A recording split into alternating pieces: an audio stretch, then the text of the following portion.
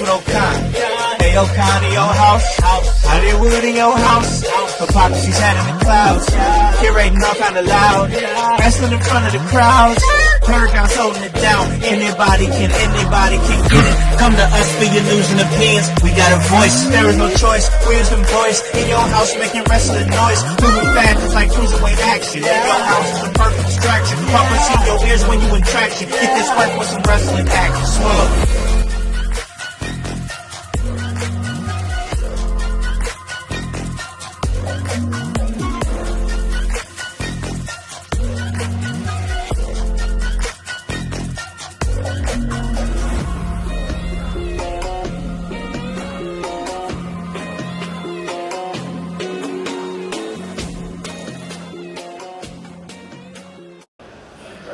What's up, household? My name is Alakon the Concept House. These are my co-hosts, Hypocrisy Jones and The Voice, Josh Joseph, and we're getting ready to give you a banger of a podcast.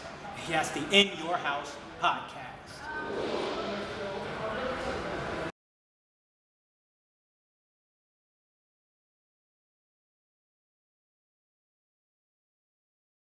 What's up, y'all? Alakon the Concept House from the In Your House podcast. Of course, I have my co-host here, The Voice, Josh Joseph. And man, I am sitting in with a man that I've known for many years and have not had a chance to get him on the show. But it's because he's always traveling, doing work, really out there grinding all the time. That's my man. He's the public enemy number one. That is Eric Dillinger.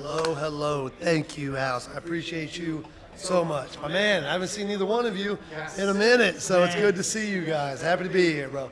Man, it's always great anytime I run into you at any promotion. We've worked many different promotions together over these last few years, man. And you're always a vibe to chat with, man. It's just the truth. And it's crazy because, like, the character that you are, which is, it seems like it's just that vibe of you turned up times 10, you know. You come out to Gangster's Paradise, you have that, just that, like, when you were on, you seem very unapproachable. Like, I'm not trying to get hit with no light tubes or nothing like that, but dude, like, when you're just here doing this right, you're one of the nicest people I've ever met, man. So it's great to finally get some time with you, kind of chop it up and pick your brain. And me and Voice are going to do that here for you guys out there in the household, the In Your House podcast. And I want to start with this, man, because I've never got a chance to ask you. I know when I first saw you was back in New Wave Pro. You was part of a tag team. And, man, you was doing the Young Money thing. You guys was out there, high society. I remember that. So I always wanted to ask you this because you was just kind of cutting your teeth then, man. But how did you get started in the business, man? Where did all this start for you, dog? Yeah, man. It's, you know me, I got a story for everything, man. So even so, and actually kind of bring it all back to this building a little bit. I graduated School of Rock in 2013. We used to run in here when there was mulch and just like a horse bin and stuff. So kind of full circle moment as we sit here. But that was it when I'm going on 7.5 years sober from alcohol. So I remember when I had cut it off, that was my goal. I'd always loved wrestling. Professional wrestling's been my number one love. I was MMA fighting and stuff like that, but you know what I mean? It just wasn't me. You know what I mean? So I always knew I was going to come back into pro wrestling. And legit, that's just how it started, man. I graduated, slipped a little bit after graduation in 2013, came back in 2017. And I like telling people this story because I think you can still do things the old school way. I showed up at a company local, swept the floors, put some chairs out, bro. Told them who I was, just was polite, kind, you know what I mean? And yeah, man, they gave me a 5-minute pre-show match, met my tag partner at the time, and that's how I got started, bro. But this was my first love, man. This was what I always wanted to be. So here we are, you know what I mean? Yeah, man, most definitely. And the show that you're referring to there at now, Every Child Wins, here in Lafayette, Indiana. And, you know, you were trained by Billy Rock, who, of course, the king of Indiana. I mean, just the people that he's trained, the people that he's brought up, including yourself, that are still working these areas to this day, man. I want to ask you and just kind of build on that a little bit. You worked with Billy Rock. What's your guys' relationship like now, and what does your guys' relationship mean to you? This is actually a big one, too. Kind of growing up, I've had, like, not the best father figures, you know what I mean? I never met my real dad, so I always looked into coaches and things of that nature. So when Billy and I first hooked up, I mean, he was the man. again, slipping on things, you know what I mean? Getting out of the business a little bit for like 4 years, it diminished. I remember one time, I'm just going to tell a quick story. Sure. I was sitting at a bar. Billy had came in with another wrestler at the time, saw me, and I remember even thinking, like, man, how did I let all this knowledge go? You know what I mean? This guy right here, I had it all. Like, what am I doing? And that kind of kicked me back into gear. Literally since then, though, since I've hit the ground running, Billy and I stay in contact. We've actually done some trips to GCW together, some car rides, made up for some lost time, and I could not ask for a better coach, another friend, human being.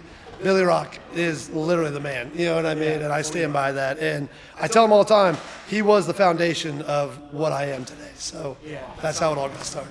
That's awesome, man. That's awesome. I always love to hear those types of stories. Man, I could really sit up here and ask you questions all day, but I'm going to give my man Voice an opportunity because I'll keep going, man. Especially, I know, because I don't get that much time with you, bro. Like, and even when we do see each other, we're at shows, so it's kind of like we're trying to get into that zone and everything. So I always wanted to pick your brain. But I am going to give my man Voice an opportunity here. Any questions that you got for Eric Dillinger? I'm like you, Howse, so anytime I see Dillinger, the questions, I want to talk to him because I really do respect everything you do in the ring. I've followed you for so many years, and it's just, if you haven't been out there to see Eric Dillinger in a ring, go and do it. It is a whole vibe. Oh, boy, it's killing me. I love you guys. Oh, man, thank you. We're stroking your ego and we're keeping it real. Very true. Very true. And I would like to go into, because I seen the top of you with the storyline that was done with Isaiah Moore and HCW. I know we spoke about this before we came on the camera, but people, this storyline was built for almost a year. Yeah. And it was epic. Isaiah Moore would show up, and he would have to watch Eric Dillinger do what Isaiah Moore loves to do, and Dillinger dug into it. But I have to ask, because my favorite moment is exactly what we talked about: you getting on top of the trailer and leaping off. Was that a planned moment? Was that a spur of the moment? Where were you at that moment? I'm going to say a little bit of 50-50 because it was one of those, Isaiah, man, there's those certain people that you just click with right away. And, man, I talk about me. If you haven't seen Isaiah Moore, that's another dude. You go see him right now. That dude he is the man, right? And, man, it's instantly we get together, and it was just all cylinders. We're rocking and rolling. And I actually remember kind of coming up with some things. I was like, man, let's get a little wild out there. You know me. I like to sprinkle a little wild. You know, that's just how I roll. And I remember seeing that thing, and I was like, maybe I do, maybe I don't. I'm going to ask for forgiveness, not permission. So when we were out there, bro, kind of threw him up against it, and I was like, yeah, maybe I can pull myself up there. And I got up there way faster than I thought, and I was like, yeah, bet, let's go. So it kind of just happened that way, man. But I think, and I appreciate what you guys said about my in-ring. I really do. But that's something I do pride myself on, is giving everyone a moment.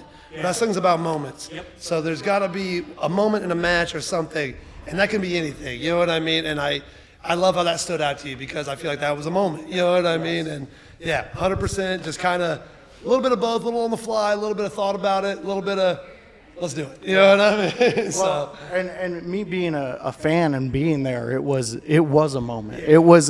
The crowd popped loud for that moment, for the whole match. The whole match, if you can go back there and check it out, go and find it. It's HCW, Isaiah Moore versus Eric Dillinger, Public Enemy #1, out at the Thomas, it was the Thomas Memorial Stadium. Yeah, so go check that out. It's awesome. But staying on wrestling, you're not the only one in the family who wrestles, are you? For me? For your family? For me? My family? Who am I missing? Am I missing somebody? I thought you might be missing somebody who was kind of closer to you. Hit me with it. Who is it? Josh Morris. Josh Morris. He's not my family, but I love the guy. Yeah. Well, I love the guy. What I would like to say about him and you, though, and this is in comparison, you and Josh Morris do have similar things going on. You're more extreme. You actually push the envelope. You go that far. But the entertainment value in both of you. Are you ever going to face him? Are you ever going to have a knockout match with Josh Morris and shut him up forever? I'm gonna go ahead and say yeah. Well, why not? You know what I mean? How about that? Because how about this? When the match does happen, I'll shut him up for you. I promise. You know what I mean? Thank God. I love you, Josh Morris, but sometimes you got to just stop. And Eric Dillinger here to do that to you. I'll give it back over to you, Howse. My man. No, so we talk about what you've become, this public enemy number one, this gritty, in-your-face gangster character that I absolutely adore. I really do. I'm not going to lie to you, man. And for me, on a personal level, y'all, I feel so close to this guy because I felt like I was really there, like, on that ground floor when he was part of that tag team, High Society and stuff, and just always seeing you and like, my God, like, no disrespect to anybody else or anything, but it's like he feels like the Shawn Michaels to the Jannetty. No disrespect. It's no, absolutely. But when I saw you, you just jumped off to me. Like, I just feel like there was something there. Let me ask you this. This is my question. How did you transition from doing like the high society stuff to becoming that public enemy number one, that gritty gangster character that will jump off at anything, that'll fight anybody at any time, and just has that hardcore, that hardcore level to you? How did this transition happen? No problem, man. Actually, so even then, I appreciate what you're saying too, and no disrespect, but I kind of had that feeling. I don't know. I take this very serious. This is something I love more than anything. And in that moment, to be honest, COVID had kind of hit, and kind of saw an opportunity. I was like, okay. My tag partner at the time, he was about to have a kid. Yeah. Some things were happening, and it was just time. Yeah, I think you said it too. Other people were kind of in my ear, like, hey man, let's do something. So I was like, awesome. A fellow friend of ours, my boy Sam Knight. Yeah. That's my dude. We go way back. You already know. Yeah. It kind of started there. I remember the night I turned on my partner. Man, I had this moment where I slapped the dog out of him. Tom, I love you, buddy, but that's slapped the dog out of him. And I just remember there was a light over me, and my vision of just standing there, looking into the camera, came to the back, and Sam was like, dude, that's that gangster. There's like some gangster in there. Da da da da. We got to talking. It was me, Sam, and another member who's not really involved with wrestling anymore, but they started kicking around names, and it really kind of just hit me. They brought up a couple of them, a couple OG gangsters, Capone, you know what I mean? Dillinger, there's a bunch to it that actually hit me personally too. The Indiana references, you know what I mean? I think that's awesome. I've been to the gravesite. I grew up loving spies and gangsters and all that stuff. You know what I mean, man? And but Dillinger's story in particular is kind of steal from the rich, give to the poor. You know what I mean? He never took the people's money. He took the government's money. And I can kind of vouch for that. You know what I mean? Like, I'm a good guy, but yo, man, sometimes good guys do bad things. Doesn't necessarily mean, you know what I mean? So I just felt like I could really relate to that and really bring that out to where, like, yo, when I'm out there to do work. I'll kill somebody if I got to. But, man, you get to know me, and you know what I mean? Like, we're all in the same playing field, man. We're all getting through life together, if I'm being honest. You know what I mean, man? Doing what we got to do to survive. So, realistically, I just took that name, made it so personal, and now I swear I wish I could legally change my name to Eric Dillinger. I can't think of you as anything else, man.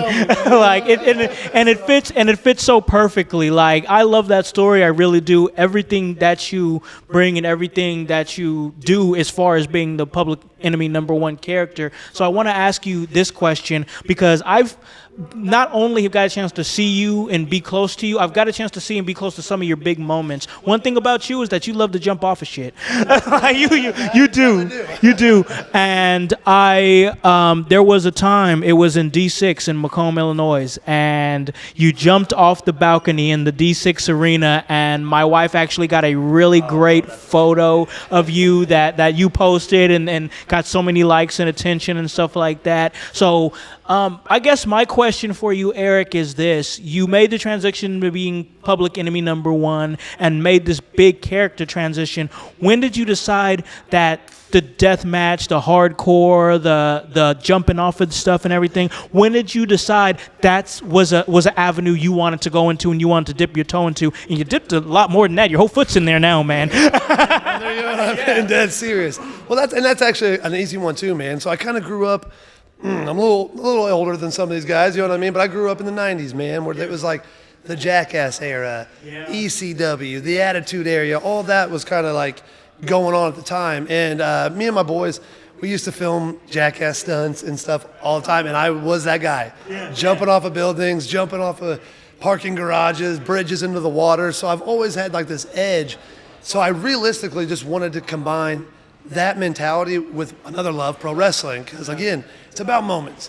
And if I see an opportunity to make a big moment, I will say this, you got to have no fear. So that's just kind of, when I do these things, I don't think about it. I don't go up and judge it. I just do it. You know what I mean? But I did develop that as an early age. You could ask any of my old friends and everything. They were just like, Eric's the crazy MFer, dude. He's the one doing kind of all that stuff. So slowly but surely, man, like I said, I love the little aspect that hardcore wrestling gives to wrestling. My favorite wrestling growing up was that wrestling that you're like, ooh, that was real. Yeah. Ooh, that looked real, bro. Da da da da. You know what I mean? So I feel like now you can look at all these cuts on my body, on my back. That's real. You know what I mean? That is real pain. That is real emotion you're seeing out of me when those things go down. So in my mind, the weapons and all that just add a little bit more to the story, a little bit more to that emotion. And the best wrestling is when you're overflowed with different emotions. You know what I mean? So I don't know. I just feel like I took that and really ramped it up because I still, even in my death match, it's something I pride on. It's pro wrestling still. Yeah. It's not smashing and grabbing. I love pro wrestling. So if I can combine the two, that's the perfect scenario. You know what I mean, man? So that's how it went down. No, that's a great answer, man. And like, I think there's a lot of reasons why I gravitate towards you. A lot. I could sit up here and just name a laundry list of reasons why I just think you're an amazing person and I enjoy being around you. You're a vibe, bro. But like, I love violence, unmitigated violence. Like, I love wreckage. I love carnage. I love blood. I love broken tables, shattered light tubes all around the ring. I love that energy, man. I just dig it. So yeah, to see you dig in there and be so successful in it, it's just so awesome to see that, man. Voice, we're going to let him go here in a little bit, but do you got any last questions for Eric Dillinger? I do. I got one more, maybe another one right after that. Let's go. Yeah. So you talk about the death matches and priding yourself on those, but who was your influence in the death match area, the era of death matches? Actually, so I stand by what I said going in. Like, it was like the ECW, all those things. But once I got into death matches, believe it or not, my first death match was Josh Crane. It was a Taipei death match, and I remember afterwards when it was done, you could see the pictures. I am drenched. And one of my favorite things that a couple of guys have said to me, they're like, you can tell when a guy's into death matches by the look in his eye when his face is covered with blood. You know what I mean? Because that's a different ball game. You know what I mean? But I won't forget that match and just how phenomenal everything. Again, another dude on my list that just chemistry is fantastic is Josh Crane. And I mean, again, I came in a little late to the game, but my man's been through CZW. He's been through every major promotion like that. You know what I mean? Yeah. So afterwards, to feel the confidence, he told me that I got his confidence back to where he wanted it. It was a vibe, bro. You know what I mean? So to start there, led into, like, I mean, talking about it, it's over now, but like the IWA stuff, I got to wrestle some of the top-notch deathmatch wrestlers off the rip. You know what I mean? Arrow Boy, Jake Chris, John Wayne Murdoch, and like off the gate. You know what I mean? So it's hard to pick one, but the deathmatch community is what kept me going and knowing how great I did. You know what I mean? And it was just, I think, again, making an impression so fast, but maintaining that momentum. Yeah. I couldn't do it alone, so it's hard to pick one. But Josh is, as much as I like beating him up, he's a mentor to me. You know what I mean? And a lot of those top-notch guys have just kept me going. Mickey Knuckles was another great one. Oh, yeah, Mickey. Yeah. I remember when I walked back through the curtain, before I walked out, she said, "Sweetheart, you're going to do just fine." And when I walked back, she said, "I told you." And I was like, you nailed it. You know what I mean? So I think moments like that for me speak a lot. You know what I mean? And like just having some of these deathmatch legends reach out to me. I won't name drop anybody, but I've had multiple in the DMs that are just like, you're next. Like, you are there, you are that guy, and you deserve it. And it just fills me more than I can, you know what I mean? It just means more than I can say. So. Yeah, I can understand that. I want to end my part on this. This is a little secret time for everybody out there. I had a podcast partner when we first met, and he didn't like the wrestling aspect. I loved it. I kept going. I believe it was the second time I seen you. You were in your all white. You were sitting there in the hallway, and you're just looking, dead stare, and I walk up to you. I'm like, hey, man, how's it going? You know, you talk to me, and you said it. All of this is moments. All it ever is moments, man. Don't worry about your partner. Just keep coming back, keep doing the moments. And that's why my podcast got named over to A Moment with Joshua Joseph, was because of you, man. So thank you, because you're not only are you entertaining me out there, you actually set forth a path that a guy like me can walk. And I appreciate you, man. I just want to say that. That means a lot to me, brother. Wow. And first of all, I love you very much. That does mean a lot to me. And, you know, I do think there's goods and bads with everything. And wrestling sometimes gets put on a bad light. And I'll tell you what, man, I remember getting sober, not drinking anymore. I told myself that that's all I want to do is bring a positive light to the things I love. And I love pro wrestling more than anything. It's more family to me than sometimes family. You know what I mean? Like, it really is. And I just want to be the light sometimes in this dark place. So the fact that I can, even something small like that means a lot to me, because I get in sync with both of you guys, man. Our conversations, and even just right before we got on here, kicking back, talking about old times. Howse, we go so far back, man. You know what I mean? And it's crazy how fast time goes, because now here we are, sitting here shooting the shit like this. It goes to show what I'm talking about, man. Like, I love you guys. I love everything about it, and I can't thank you enough for the kind words, man. That's it, dude. Yeah. No, I definitely feel what Voice is saying, man, because, like, and I think I said it to you the last time I saw you at D6, and I was like, when you have somebody that has such an amazing personality like you do, that does not prey on people, that just stays in your own lane and does your thing, man, you're easy to root for.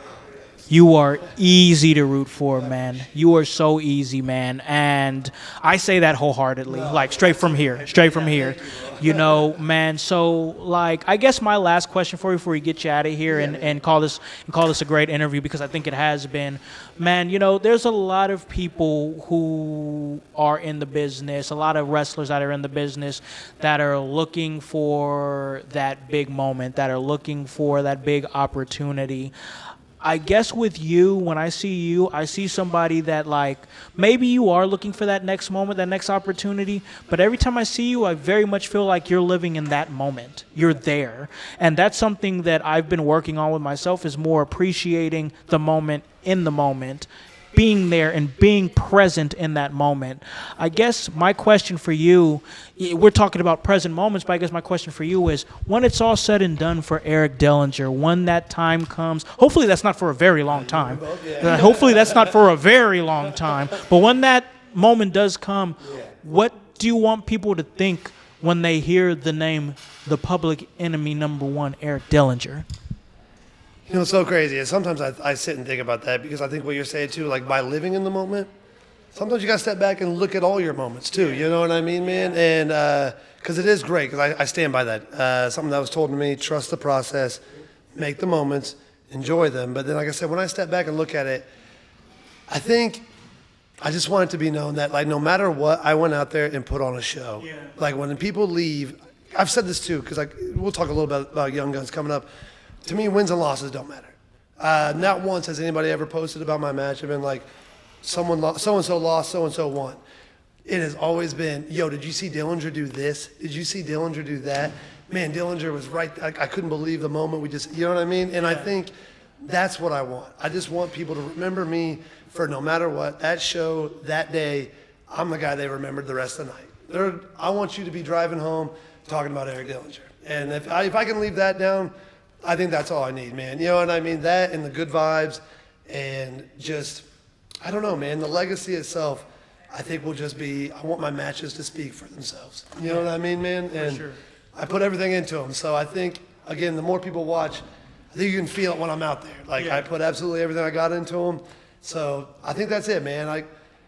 one day I hope I'm a legend. If not, I enjoy the ride, brother. You know what I mean? So. Yeah. No, I totally understand that, man. Man, this was a great opportunity to finally sit down and talk to you, man. And of course, we have to give our awesome guest the opportunity. If there's anything that you want to plug coming up, any dates or something that you could think of right off rip that you want to talk about, please, this is your floor to do it. Yeah, no, man, absolutely. I guess my big one's coming up right now. July 20th, RPW, taking on Schlack. I'm going to step in there with Public Animal. So, Public Enemy versus Public Animal. I either get chewed up and spit out or I come out swinging, you know what I mean? So let's see what happens. But the one I'm actually, again, talking about moments, and I'm going to take every second in, is I will be in the UK through, August 8th through, I believe, the 19th. And we've got a full tour going, me and Josh. Not once did I think I would be in another country getting paid to do what I love, but here we are, man. So that's the one August, I'm living in the moment, taking it all in, and just see what happens on the other side, bro. So that's what I got coming up, man. Yes, man. Yes. Really appreciate your time, bro. Thank you so much. Finally getting a chance to get you on the show and talk to you. It's really great. And we hope to get you on again soon, man. Most definitely. Ladies and gentlemen, for the voice, Josh Joseph, our producer, Hypocrisy Jones, shout out, bro. I am Alakan, the Concept House. This is Public Enemy #1. Eric Dillinger, our great guest. We're signing out. Peace out, y'all.